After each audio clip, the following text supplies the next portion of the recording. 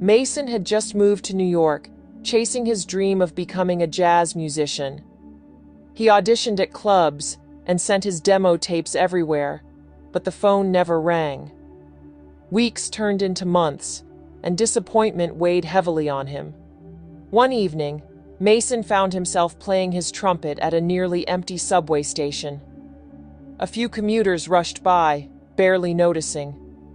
But then, an older man in a hat stopped and listened quietly until Mason finished. The man smiled and said, "I once played trumpet too. You know, it doesn't matter how many people are listening. If you love what you do, you give it your all, every single time." Mason carried those words with him.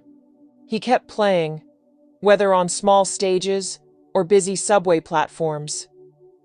Over time, things started to change. A club owner heard him on the street, offering a gig that opened new doors.